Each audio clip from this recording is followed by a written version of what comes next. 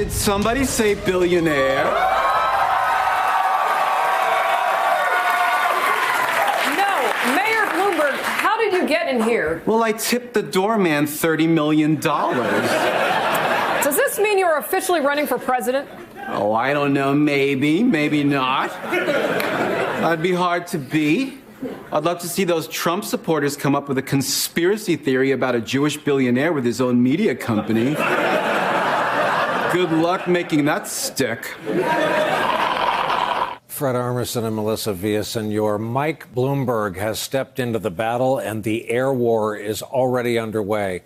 Former mayor of New York happens to be a billionaire, so why not? Bloomberg made a $30+ million ad buy, the largest in history, and far surpasses the rest of the 2020 field. Look at those numbers underneath those names. Bloomberg is skipping early voting states like Iowa and New Hampshire, instead focusing on Super Tuesday.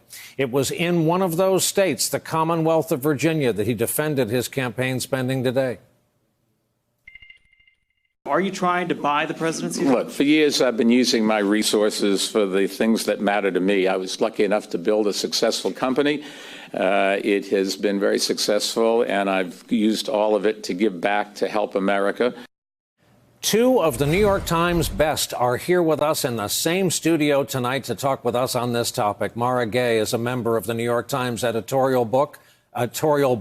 Her most recent work about the former New York City mayor is headlined, "Bloomberg apologizes for stop and frisk at just the right time." Things work out sometimes in life, don't they? Also here with us is Ozzy Paybara. He writes the New York Today column for the Times and is a veteran New York Metro reporter who's been covering Bloomberg since 2003. Fun fact, since 2009, he has lived with the honor of having been called a disgrace by then-Mayor Bloomberg at a press conference when he upset the mayor with a question about extending term limits. To both of you, thanks for hanging out with us late at night on a Monday.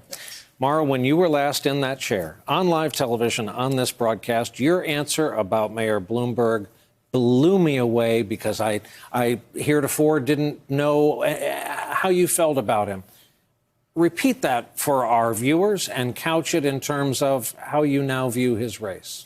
Sure. I think Mayor Bloomberg is interesting because he actually has an impact on Americans that's far beyond running a single city, though it is the largest city in the country. He's changed the face of health and public health, not just in the United States, but around the world, thinking about his campaign against smoking, for example, in private bars and restaurants, his campaigns against obesity as well, and then, of course, his campaigns against illegal guns and then to protect others from guns in general.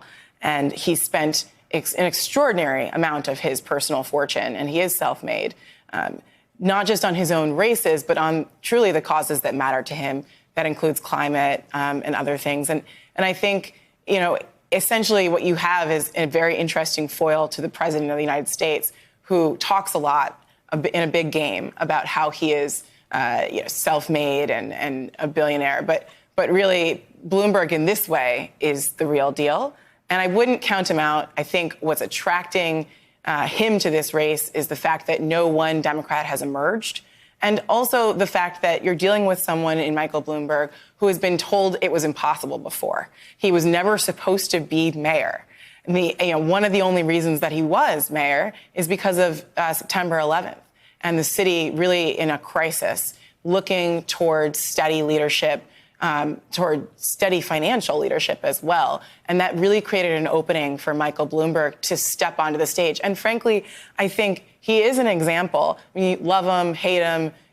No one's really indifferent about Bloomberg, but it's an example of somebody who is kind of an average guy in some ways, an average Joe stepping up to the plate and becoming kind of an extraordinary American figure. Wow. Okay, Ozzy. Does his running as a centrist predispose, what's the word I'm looking for? Presuppose a Biden collapse? I think it presupposes that no strong person emerges immediately out of the first two primaries. Now, Bloomberg is doing something that may seem familiar to people who follow Donald Trump's campaign. He ran within a party as an outsider. Michael Bloomberg was a Democrat for a long time, enrolled in the Republican Party to run for mayor, won that in part because the New York City Republican Party was pretty much aligned with him personally. They were fiscally conservative, socially liberal, and that campaign wasn't too difficult once you have all that money. Now he's running as someone who is in the party but not really of the party. He's basically running as a person who is not going to follow the sort of current zeitgeist in the Democratic primary of trying to outflank everyone to their left. And he's basically running a general election campaign in the primary, somewhat as an outsider. And when you have as much money as he does, you can sort of message that directly to voters in a way that says, I'm going to talk candidly and directly. And people are coming to expect that more in a day and age where Facebook feeds and Twitter and TikTok are ways that people are seeing their candidates. Mara, African-American vote.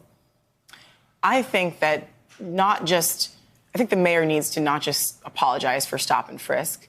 First of all, black voters have complicated needs just like other voters. Sure.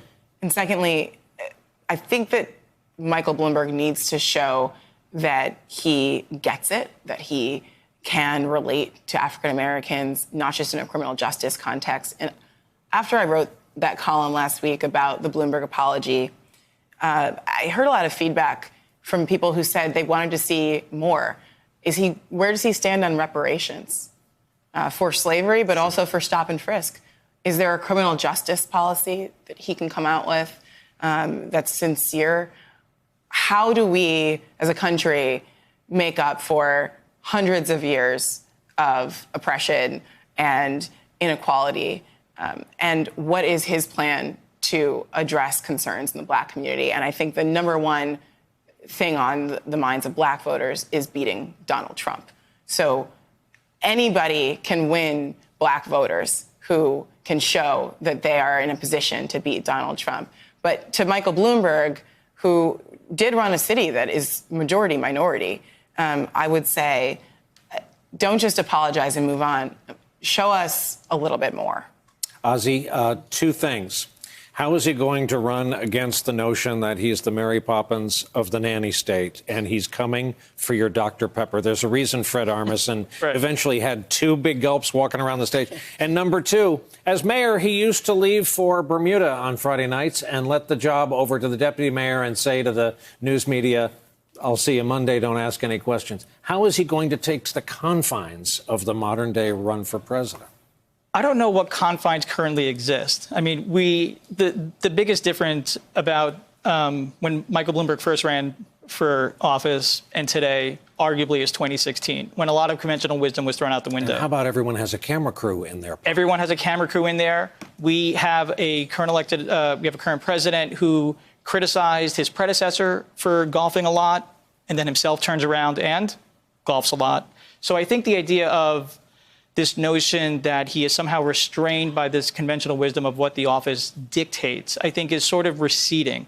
Now, Michael Bloomberg has given people the impression that he woke up very early, worked nonstop, even worked on Saturdays, was at parades, was kissing babies, was out on New Year's Day visiting the firstborn of the year. Yeah. And he gave New Yorkers and a lot of people the impression that he was managing hands-on very directly. And if he took off on a weekend, he was a phone call away, and largely the expectation was that he was working no matter where he was. He was working remotely. And that is an argument that his predecessor, Bill de Blasio, who has not always been very charitable to him, who has not always been reticent to criticize him, has adopted something along those lines of saying that he has time when he works and time when he doesn't, and his work time isn't always confined to where he is physically.